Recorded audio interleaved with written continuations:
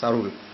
Ben ok, donc pour revenir un peu à M. Soro, donc je disais que j'apprécie quand même le parcours de ce monsieur. Il a été président de la PECI, Secrétaire général. Ouais, secrétaire général de la PECI. Après ça, il a été ministre, premier ministre, président de l'Assemblée nationale aujourd'hui. Vous voyez, monsieur, par exemple, M. Bédier, pourquoi il apprécie Soro? Mais c'est que moi, il voit un peu le parcours du monsieur. Donc, je pense que c'est un monsieur à qui il ne faut pas lancer des pots de banane, il faut l'encourager. Certes, il y a certains qui diront, mais attendez, il gère une rébellion, tout. Moi, je pense, voyons plutôt l'avenir. Voyons l'avenir. Voilà. Essayons d'aller à la réconciliation, voyons l'avenir. Mais ce monsieur a droit à la reconnaissance du pays.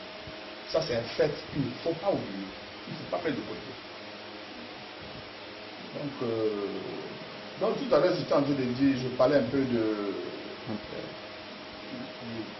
en Suède, il y a certains qui ont taxé le RDR, parce qu'on parlait de réconciliation, de RHDP, il y a certains qui ont boycotté des réunions, il y a certains qui ont envoyé des bandits venir attaquer des réunions où on parlait de paix, des soirées, tout. Nous avons reçu à plusieurs reprises, Mme Anne-Marie Baldé, ambassadeur de la Scandinavie, a été attaquée parce qu'on la taxait de venir à une réunion du RDA. Je n'ai jamais été RDA, je ne suis même pas membre du RDA ni du RDA. Par contre, moi je suis un enfant du PDCI parce que mon père fait partie des fondateurs du PDCI. Et je vais vous dire une chose, et c'est un message qui passe à certaines personnes en Suède. Moi, mon père fait partie des gars qui ont conçu ce pays parce que mon père était le premier préfet de Côte d'Ivoire, préfet maire de Côte d'Ivoire. C'est mon père qui a conçu Daloa, c'est mon père qui a conçu Abidjan. Mon père j'étais très petit lorsque, en hélicoptère, mon père et des ingénieurs étaient en train de dessiner 2 plateaux et engrais. Vous voyez? Moi, je peux me taper la poitrine. Mais on se dit qu'on n'a pas le droit de gâter ce que nos parents ont fait. C'est quand nous parlons de paix, nous avons essayé d'amener les Ivoiriens de la diaspora, précisément ceux de la Scandinavie, à parler de paix. Et c'est pour ça que je demande toujours à nos ambassadeurs de continuer le travail qui est fait sur place. Parce que depuis mon arrivée, je constatais effectivement qu'il y a une avancée sur le plan réconciliation. Mais lorsque vous allez de côté, par exemple, je vous donne le cas de la Suède. Mais aujourd'hui, c'est encore la guerre entre les Ivoiriens. Il y a un bord de FPI, un bord de RHTP, et c'est la guerre. Je vous dis même qu'il y a eu 2 fêtes nationales en Suède. Vous voyez, j'étais obligé de demander au ministre de l'Intérieur de la Suède et au ministre des Affaires étrangères de voir comment on pouvait annuler toutes les fêtes là-bas. Tant qu'il n'y a pas de réconciliation entre les Ivoiriens. Donc ça vous dit que le mal est grand, Ben, je pense qu'avec le temps, les plaies vont se penser. Et puis bon, pourquoi on peut passer à autre chose. Donc, c'est pour être un peu plus bref, si vous avez d'autres questions. Ben, je vois qu'on va s'arrêter là, mais on aimerait avoir votre mot de fin. Ben, mon mot de fin, c'est demander, d'abord encourager le président Alassane et son gouvernement.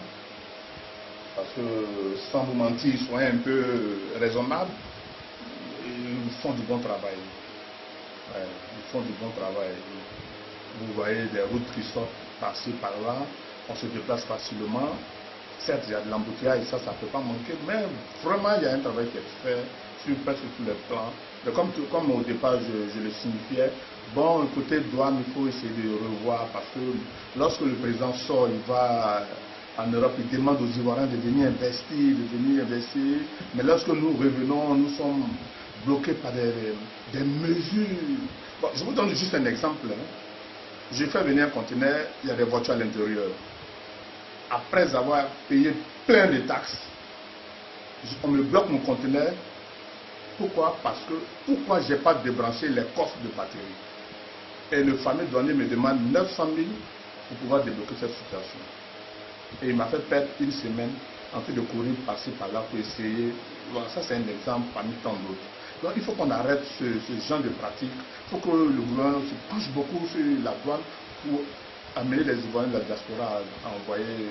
Parce que, quoi qu'on dise, nous comptons beaucoup sur ce pays. on doit compter beaucoup sur Philippe. Voilà. Et puis en plus, j'ai constaté ici qu'il y a une direction des Ivoiriens de la diaspora.